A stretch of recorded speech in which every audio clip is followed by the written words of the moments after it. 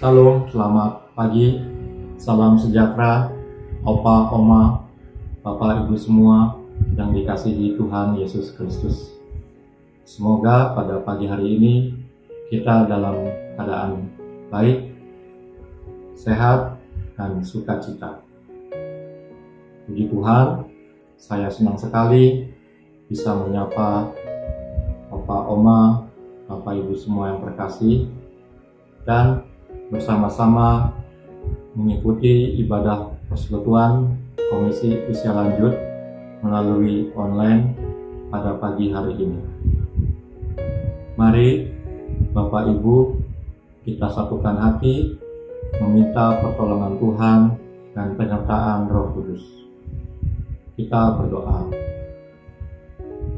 Bapa kami yang di surga, kami mengucap syukur atas berkat anugerah kehidupan dan cinta kasih-Mu pada kami, hingga kami boleh melewati hari-hari kami sampai hari ini.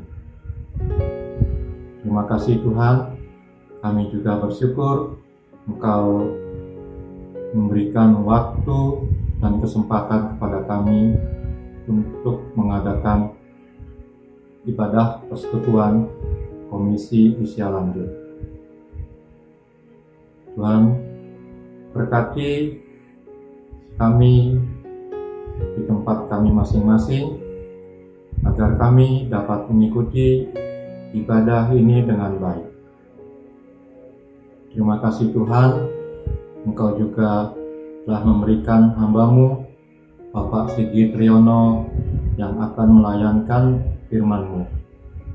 Berikan Bapak Sigit Triyono hikmat dan kemampuan untuk menyampaikan firman-Mu, agar firman yang kami dengar pada pagi hari ini dapat menjadi berkat dan kekuatan dalam menjalani kehidupan kami.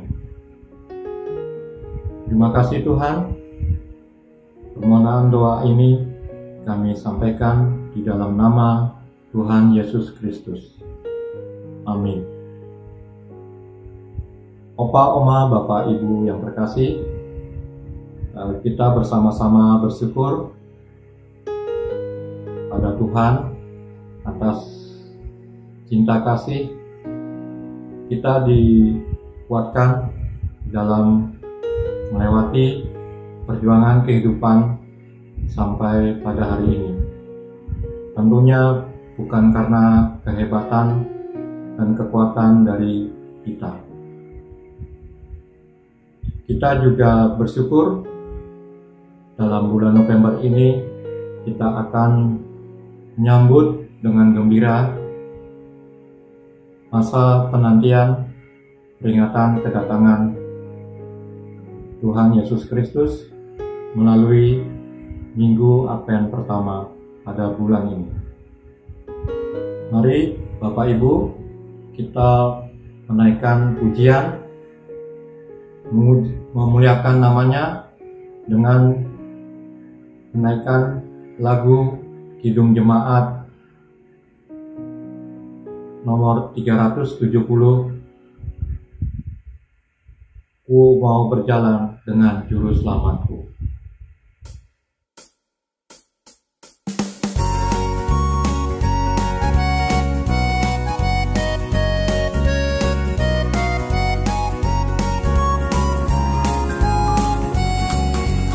Ku mau berjalan dengan juru selamatku di lembah berbunga dan berair sejuk.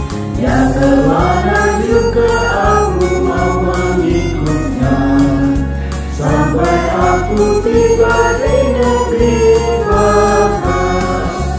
Ikut Tuhan Yesus, ku tetap mendengar dan mengikutnya.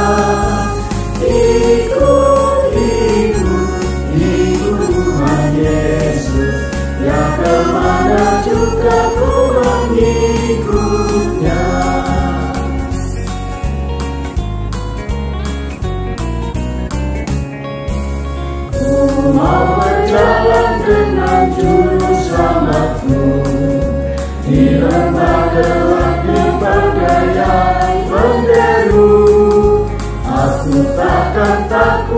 bahaya apapun, bila ku dibimbing tangan Tuhanku.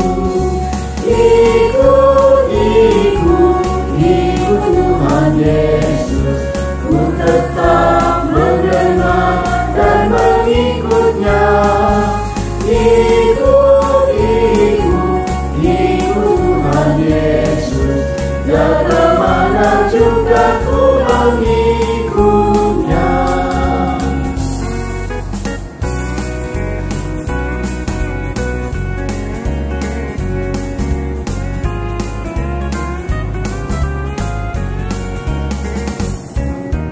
Bersama Juru Selamat hatiku teguh, di lembah dan bukit yang perlu ku tempuh.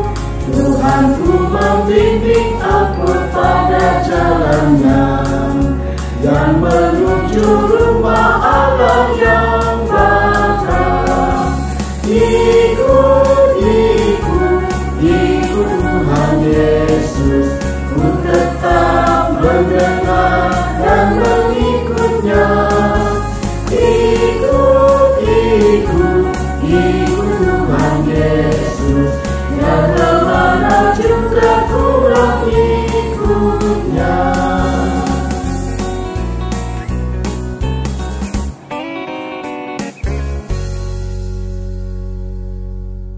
Opa, Oma, Bapak, Ibu semua yang terkasih, bacaan Mazmur pada pagi hari ini diambil dari Mazmur 25 ayat pertama sampai ke-10.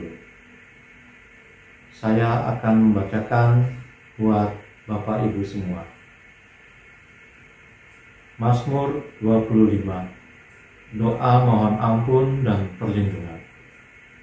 Dari Daud. Kepadamu, ya Tuhan, ku angkat jiwaku. Allahku, kepadamu aku percaya. Janganlah kiranya aku mendapat malu. Janganlah musuh-musuhku beria-ria atas aku. Ya, semua orang yang menantikan Engkau akan mendapat malu. Yang mendapat malu ialah mereka yang tidak berbuat khianat dengan tidak ada alasannya. Beritahukanlah jalan-jalan-Mu kepadaku, ya Tuhan. Tunjukkanlah itu kepadaku. Bawalah aku berjalan dalam kebenaran-Mu, dan ajarlah aku, sebab Engkaulah Allah yang menyelamatkan aku. Engkau ku nanti-nantikan sepanjang hari. Ingatlah segala rahmat-Mu dan kasih setia-Mu, ya Tuhan. Sebab semuanya itu sudah ada sejak purbakala.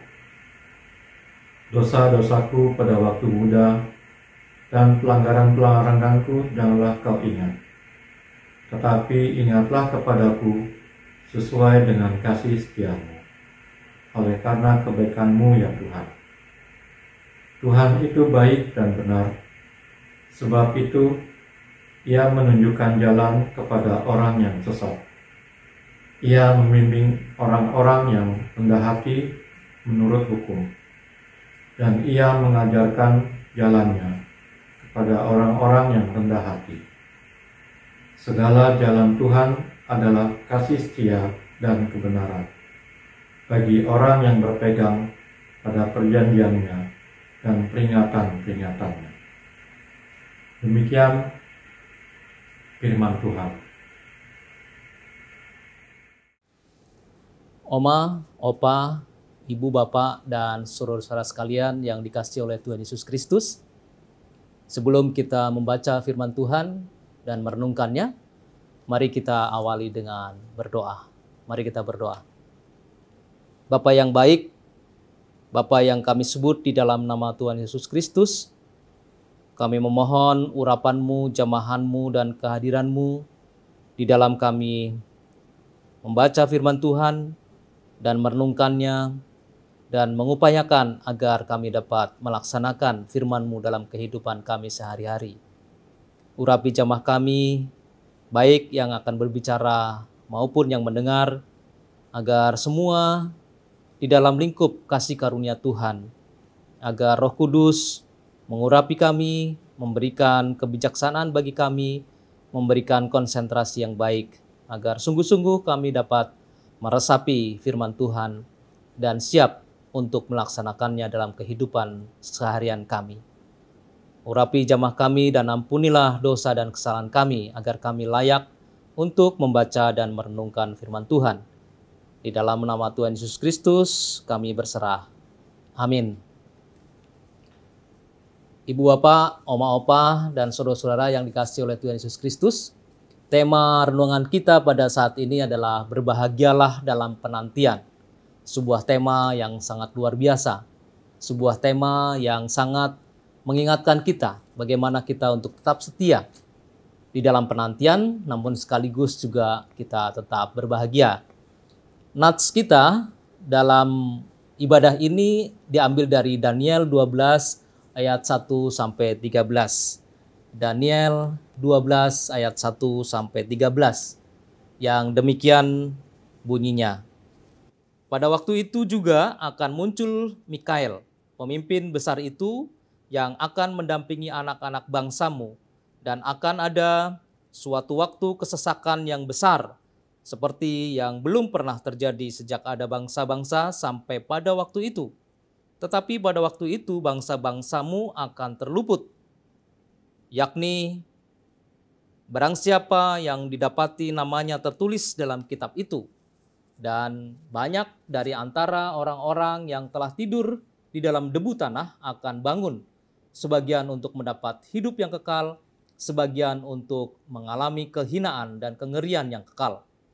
Dan orang-orang bijaksana akan bercahaya seperti cahaya cakrawala, dan yang telah menuntun banyak orang kepada kebenaran seperti bintang-bintang, tetapi untuk selama-lamanya. Tetapi engkau, Daniel, sembunyikanlah segala firman itu, dan materaikanlah kitab itu sampai pada akhir zaman. Banyak orang akan menyelidikinya dan pengetahuan akan bertambah.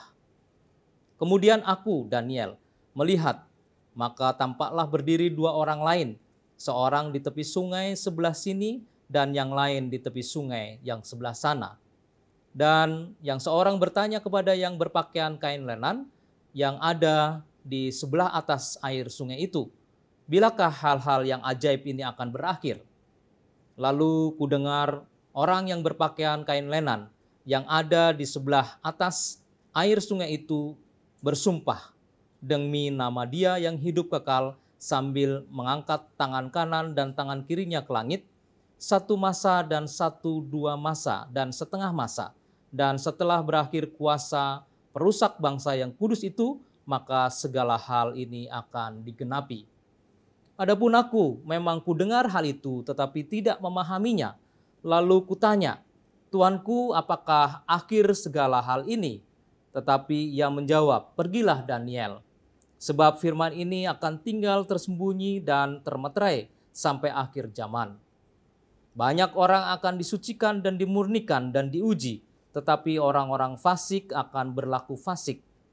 Tidak seorang pun dari orang fasik itu akan memahaminya, tetapi orang-orang bijaksana akan memahaminya. Sejak dihentikan korban sehari-hari dan ditegakkan dewa-dewa kekejian yang membinasakan itu, ada 1290 hari. Berbahagialah orang yang tetap menanti-nanti dan mencapai 1335 hari. Tetapi engkau pergilah sampai tiba akhir zaman, dan engkau akan beristirahat dan akan bangkit untuk mendapat bagianmu pada kesudahan zaman. Oma, opa, ibu bapak, dan saudara-saudara, kitab Daniel ini pasal 12 adalah pasal yang terakhir dari apa yang ditulis oleh Daniel dari pasal 1 sampai 12. Dan diberi perikop judul oleh Lembaga Alkitab Indonesia yaitu Akhir Zaman. Tulisan Daniel adalah tulisan di mana ada unsur reflektif yang mencerminkan apa yang dia alami, apa yang dia gumulkan, apa yang dia saksikan, sekaligus ada faktor, ada unsur apokaliptik di mana dia bernubuat di masa depan. Dan apa yang diceritakan oleh Daniel di pasal 12 ini adalah menceritakan tentang bagaimana sebuah akhir dari penderitaan, dari penganiayaan, dari kesesakan yang dialami oleh bangsa Israel pada waktu itu. Daniel 12 ayat 1-13 ini adalah penutup dari kisah kehidupan Daniel bersama umat Israel di bawah kekuasaan Antiochus Epiphanes yang jahat. Dan pada waktu itu raja ini tidak segan-segan menganiaya dan menekan bangsa Israel untuk berpindah keyakinan, di mana dilarang. Tadi seperti disebutkan di ayat 11, sejak dihentikan korban sehari-hari, artinya korban sehari-hari yang biasa dilakukan oleh bangsa Israel itu, dan kemudian dialihkan kepada pemujaan kepada dewa-dewa yang jahat. Daniel menuliskan dengan sangat mencerminkan ada pengharapan yang besar, di mana dia bernubuat, dia mengungkapkan bahwa akan ada masanya raja akan binasa dan umat Israel akan diselamatkan. Oma, opa, ibu bapak, dan saudara-saudara sekalian, di dalam situasi kehidupan yang kita alami hari-hari ini, sekali lagi pandemi COVID-19 yang belum berakhir, ada banyak persoalan, ada banyak beban, ada banyak kecemasan, ada banyak kekhawatiran yang kita alami dalam menghadapi situasi yang masih serba tidak pasti ini. Namun Daniel mengingatkan tentang berbahagialah orang yang tetap menanti-nanti dan mencapai tahap tertentu di mana pengharapan itu membuat kita menjadi lebih kuat dan kita bisa menjadi lebih optimis.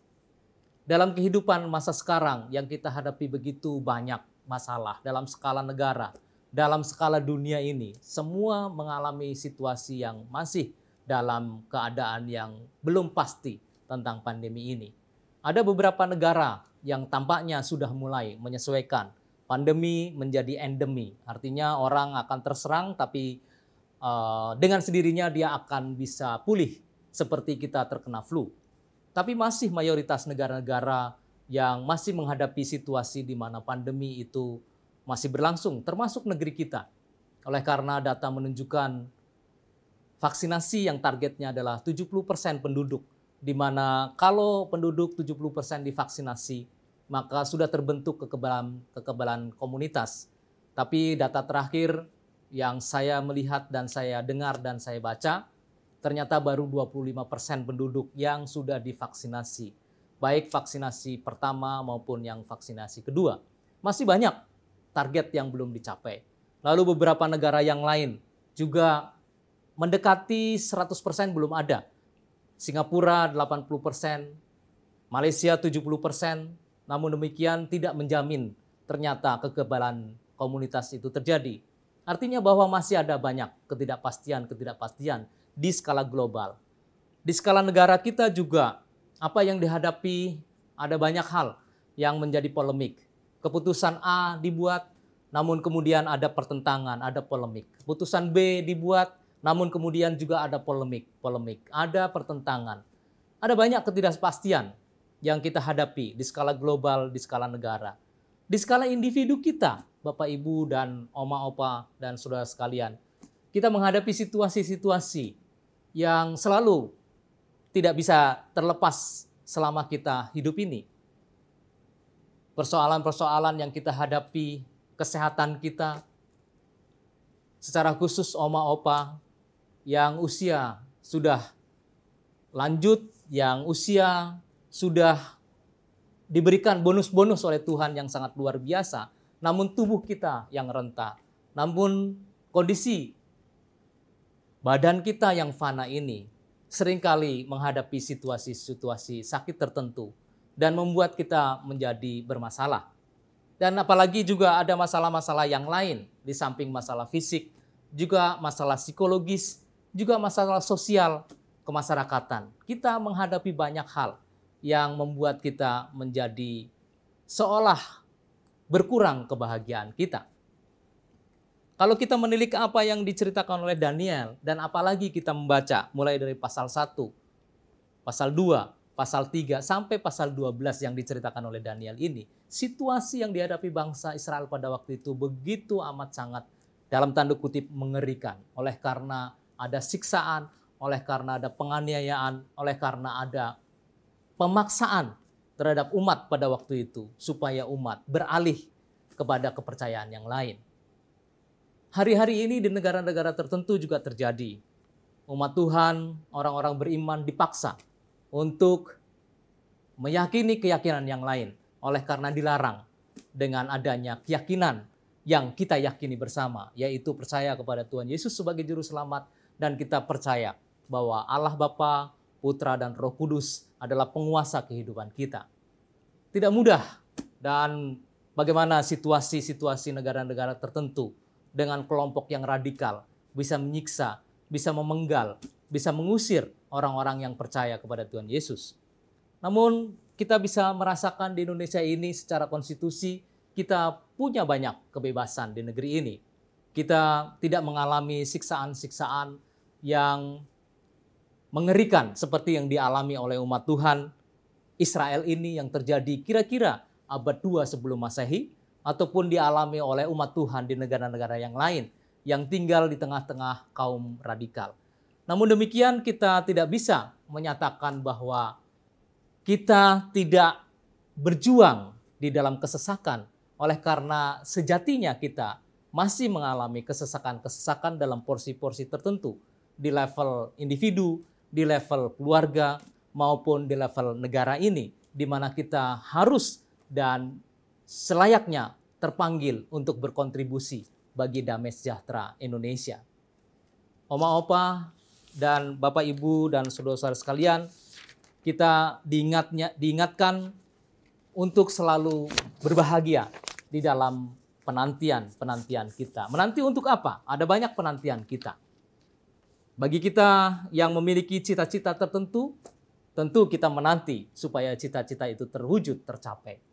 Bagi kita yang punya pengharapan tertentu bahwa akan ada sesuatu yang baik yang di masa depan kita akan kita alami, tentu kita juga menanti. Dan secara eskatologis, secara iman, secara religius kita, secara kasih karunia Tuhan, kita akan mengalami akhir zaman. Sama seperti nasihat yang diungkapkan, tetapi engkau pergilah sampai tiba akhir zaman, dan engkau akan beristirahat dan akan bangkit untuk mendapat bagianmu pada kesudahan zaman. Itu yang dinyatakan di ayat 13 dari apa yang dituliskan oleh Daniel ini. Bagaimana kita berpengharapan di akhir zaman? Bagaimana kita bisa menghayati bahwa Tuhan sudah menanti di akhir zaman itu. Kita akan mengalami istirahat, kita akan mengalami kebangkitan, dan kita akan mengalami hidup yang kekal. Namun bagaimana caranya kita supaya menanti-nantikan itu dengan rasa yang berbahagia? Di tengah-tengah situasi yang dalam tanda kutip tidak membahagiakan, maka kita sebagai manusia biasa perlu ada perjuangan-perjuangan, perlu ada paradigma di mana kita bisa berbahagia. Ada banyak kesaksian dan ada banyak tulisan, ada banyak ahli yang menyatakan bahwa kebahagiaan 80% hadir terwujud oleh karena inside out, bukan outside in. Dari dalam keluar, bukan dari luar ke dalam. Kebahagiaan itu timbul kalau kita menumbuhkan dari dalam diri kita, sehingga kita bisa memancar kebahagiaan itu, bahkan bisa menularkan kebahagiaan bagi orang lain. Di dalam masa penantian pandemi COVID-19 ini, maka kita harus menumbuhkan kebahagiaan yang dari dalam keluar, bukan dari luar ke dalam. Oleh karena kalau kita melihat situasi-situasi luar, dan kemudian kita selalu bereaksi, dan kemudian kita selalu komplain, dan kemudian kita terlibat dalam segala macam polemik yang ada, maka yang terjadi adalah seolah kita terombang-ambing, dan akhirnya kita tidak berbahagia. Namun apabila kita mengembangkan kebahagiaan itu dari dalam keluar, artinya bahwa kita meyakini bahwa Tuhan memberikan kasih karunia itu, bahwa Tuhan memberikan kebahagiaan itu, bahwa Tuhan memberikan damai sejahtera itu pada diri kita, maka kita bisa menghayatinya dan bisa memancarkan damai sejahtera, kebahagiaan, dan sukacita itu keluar. Chris Lowney, seorang penulis buku Heroic Leadership, mengungkapkan, kita semua dipanggil untuk menjadi pemimpin.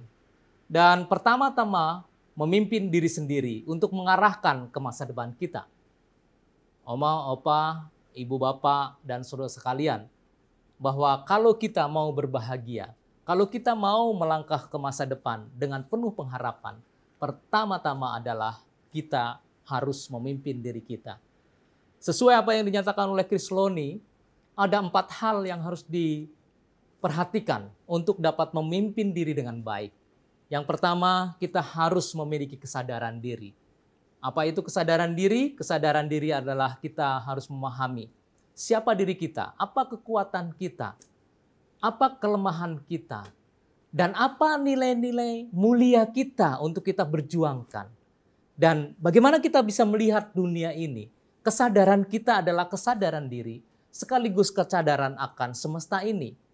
Nilai-nilai apa yang akan kita bagikan, nilai-nilai apa yang akan kita pegang, supaya kita bisa menyadari bahwa diri kita adalah makhluk ciptaan Allah, dan Allah yang memelihara kita. Kesadaran akan diri kita, bagian dari ciptaan, itu adalah sangat penting.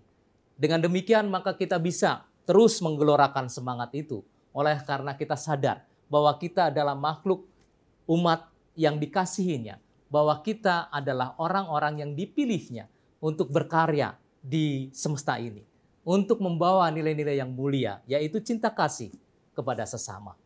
Yang kedua, Chris Lowney mengatakan bahwa seorang pemimpin yang bisa memimpin dirinya dan bisa berlaku menjadi pemimpin untuk orang-orang di sekitarnya adalah selalu memiliki kecerdikan. Bukankah itu dinyatakan oleh Alkitab? Cerdik seperti ular dan tulus seperti merpati. Kecerdikan yang dimaksud oleh Chris Lowney ini adalah kita harus terus melakukan inovasi-inovasi di dalam rangka adaptasi di lingkungan yang terus berubah. Oma, opa, ibu, bapak, dan saudara-saudara sekalian, tidak ada satupun yang bisa menghentikan perubahan itu. Bahkan perubahan-perubahan itu sekarang semakin cepat berlangsung. Kita membutuhkan kecerdikan. Bagaimana kita melakukan sesuatu dengan inovatif. Dan bagaimana kita terus melakukan adaptasi-adaptasi. Kalau kita tidak melakukan adaptasi, ibarat seperti kayu yang sudah kering, kaku, dan tidak elastis. Dan kalau ada sesuatu sedikit bisa patah. Mudah sekali patah. Itu pertanda bahwa tidak ada adaptasi. Tapi kalau kayu itu hidup, kalau kayu itu terus menghidupi dirinya, maka dia akan elastis. Apabila ada sesuatu yang menggoyahkan dia cukup elastis dan tidak mudah patah. Kecerdikan yang kedua. Dan yang ketiga, sekali lagi dinyatakan pemimpin yang baik memimpin diri sendiri maupun memimpin orang lain adalah penuh dengan cinta kasih. Bagaimana cinta kasih ini bisa mengoptimalkan diri sendiri. Kalau kita tidak punya cinta kasih, maka kita tidak bisa mengoptimalkan diri sendiri dan juga mengoptimalkan orang lain. Dengan cinta kasih ini, maka kita bisa terus menggelorakan pengharapan itu. Ketakutan bisa dikalahkan oleh karena cinta kasih. Ibu, bapak, dan saudara sekalian, beberapa waktu lalu di tengah pandemi ini saya harus melakukan beberapa perjalanan karena tugas. Saya harus pergi ke Papua, saya harus pergi ke Makassar, saya harus pergi ke Toraja, lalu kemudian ke Manado, lalu terakhir saya harus ke Luwuk Banggai, Sulawesi Tengah. Tempat-tempat, setidaknya ada 5 tempat yang saya singgahi dalam 3 minggu. Satu pelajaran yang saya dapatkan setelah melakukan perjalanan di 5 kota di Indonesia beberapa waktu belakangan adalah cinta kasih mengalahkan ketakutan. Bagaimana orang-orang bepergian oleh karena cinta kasihnya kepada pekerjaan, oleh karena cinta kasihnya kepada keluarga, oleh karena cinta kasihnya kepada komitmen-komitmen, sehingga sebenarnya perjalanan di tengah pandemi ini yang menakutkan bisa dilampaui. Dan prinsip yang keempat yang diingatkan oleh Chris Lowney, agar kita bisa memimpin diri dengan baik dan oleh karenanya juga bisa memimpin orang lain, maka kita perlu ada faktor kepahlawanan. Heroism, sesuai judul buku yang dia tulis, Heroic Leadership. Bagaimana kita bisa mengoptimalkan segala potensi dan merangkul orang lain. Bagaimana kita bisa meningkatkan energi diri sendiri dan orang lain. dengan kegairahan untuk melakukan sesuatu yang mulia, untuk melakukan sesuatu yang bermakna, untuk melakukan sesuatu yang unggul, tidak biasa-biasa. Oma, opa, ibu, bapak, dan saudara sekalian, 4 hal yang dinyatakan oleh Krisloni ini kiranya bisa menginspirasi kita bagaimana kita terus memupuk kesadaran diri kita, bagaimana kita terus meningkatkan kecerdikan kita, bagaimana kita terus meningkatkan cinta kasih kita, dan bagaimana kita terus memperjuangkan kepahlawanan kita agar kita berbahagia dalam penantian. Berbahagia di dalam penantian dengan mengoptimalkan kadar kepemimpinan kita, memimpin diri kita untuk melangkah ke depan bersama Tuhan. Memimpin diri kita untuk kita bisa memaknai kehidupan bersama Tuhan. Oleh karena sesuai janji yang diungkapkan oleh Daniel, yang dinubuatkan oleh Daniel, bahwa pada saatnya kita akan beristirahat dan kita akan dibangkitkan dan kita akan mendapatkan kehidupan yang kekal. Kiranya kita bisa belajar dari sebuah lagu yang berjudul Penuai dalam Ladang Tuhan. Syairnya sangat luar biasa, khususnya pada bagian refren. Saya bacakan untuk kita semua, di mana di bait pertama dinyatakan penuai dalam ladang Tuhan sering lelah lesu. Hentikan segala keluhan, nantikan Tuhanmu. Bagian refren, yang tunggu Tuhan bertekun dapat daya segar. Saya ulang lagi, yang tunggu Tuhan bertekun dapat daya segar. Kan membubung terbang, kan terbang bagai Raja Wali. Dan berlari dengan ringan, takkan kunjung lelah. Sekali lagi, yang tunggu Tuhan bertekun dapat daya segar. Kan membubung terbang, kan terbang bagai Raja Wali. Dan berlari dengan ringan, takkan kunjung lelah. Amin. Saat hening bagi kita semua.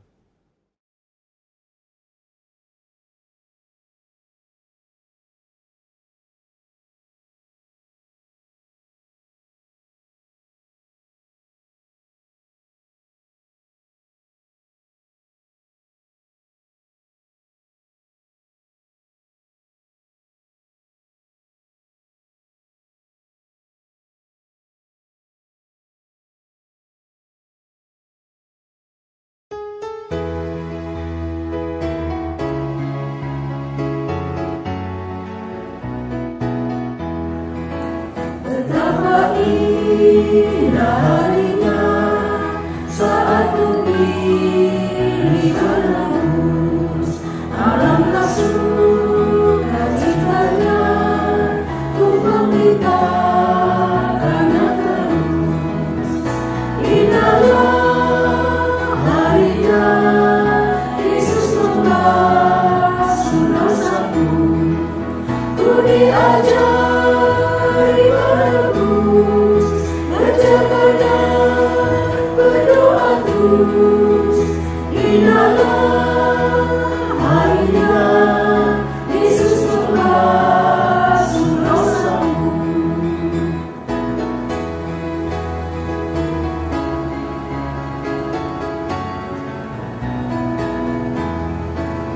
Betapa indah janjinya yang telah mengikat hatiku, ku beri kasihku padanya serta menyanyi bersyukur. Indahlah harinya Yesus membasuh dosaku, ku diajar menebus, berjaga dan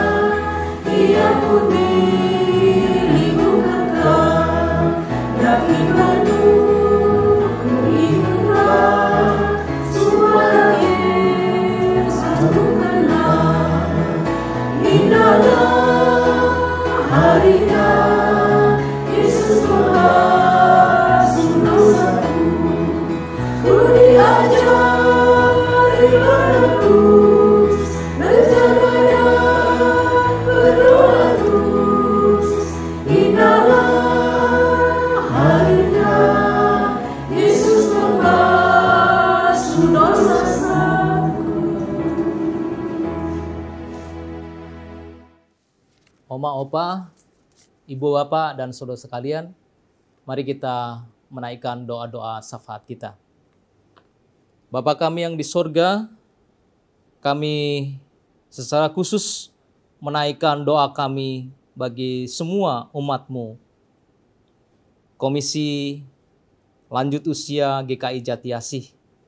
Ya Tuhan, kiranya di dalam usia emas mereka, Tuhan selalu pimpin, sertai, lindungi, dan tuntun. Tuhan berikan kekuatan, Tuhan berikan kesehatan yang baik, Tuhan berikan tuntunan, penyertaan, dan damai sejahtera Tuhan. Dan kami mohon seperti yang Tuhan janjikan kepada Daniel, juga kiranya berlaku atas seluruh anggota Komisi Lansia GKI Jati Asih, di mana ada pengharapan, di mana ada kebahagiaan, di mana ada sesuatu yang baik di masa depan, agar selalu nyata damai sejahtera itu.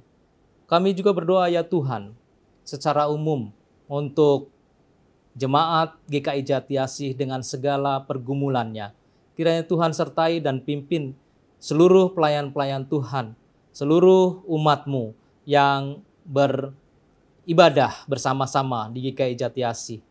Anggota dan simpatisan, Tuhan berkati, pimpin dan sertai, Tuhan jadikan semua menjadi saluran berkat bagi sesama.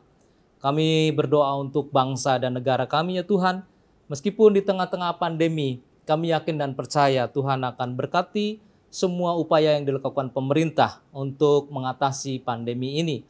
Kiranya Tuhan berkati seluruh pemimpin, dari pucuk pimpinan negeri ini sampai level RT RW.